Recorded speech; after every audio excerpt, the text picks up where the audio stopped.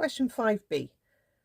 We have to find the integral of 3x plus 2 over x minus 1, x plus 1, 2x plus 3.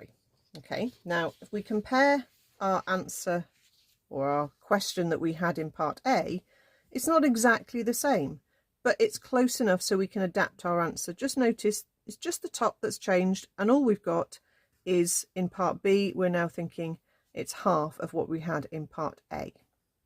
Okay, so what we need to do is say, let's rewrite this integration as a half of the three fractions separately that we just had in our answer for part A. Okay, it's probably easier to keep the half out as a fraction at the front rather than trying to worry about halving each top number, but you could write it like that if you preferred. Okay, you could even pull the half to the front of the integration if you wanted to. Okay, at the moment where it's sitting there is just a timesing factor, and it will be a timesing factor in the answer. Okay, so we're going to integrate each of these fractions, remembering our rule for integrating a linear power 1 on the bottom. Okay, they're going to turn into logs. Okay, so our answer is going to be a half, and that's why I didn't worry about the half in each of these, because I can just keep it out the front as a timesing factor overall.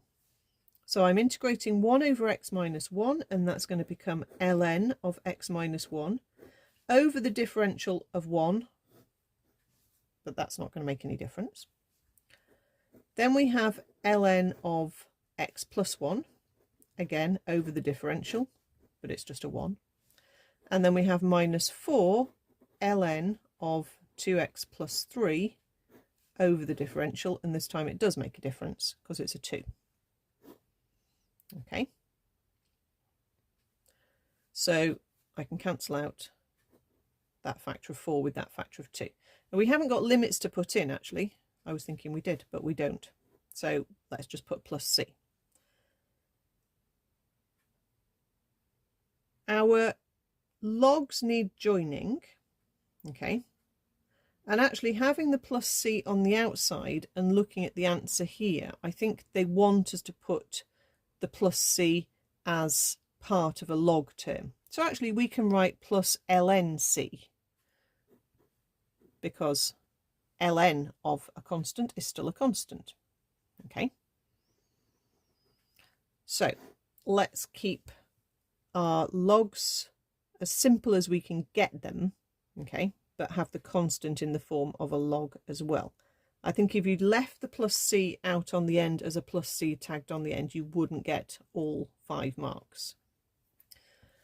Okay, so let's write this again a little bit more neatly. So I've got a half of ln x minus 1 plus ln x plus 1. And I'm going to take that 2 up into the power, because I can't start joining logs together if I've got a number in front of one of these terms. Okay, so let's think of it like that. Then we can use our log rules to join all of these terms together. So these two are multiplying, as is this one in the end, because this is log of something plus log of something. Okay, so that's the multiplying rule. So we need to multiply those together. And that's also adding, so that's another thing that's a multiplying factor. So let's just put that there on the top as well. This one is subtracting, so that's going to be a dividing factor, like that. Okay, and that's the answer. That's what they want us to get it to. Okay, something at the front, well, we've got the half at the front, ln of some function to do with x, which is what we've got here. Okay, it doesn't look very nice, but that is what they wanted us to get to.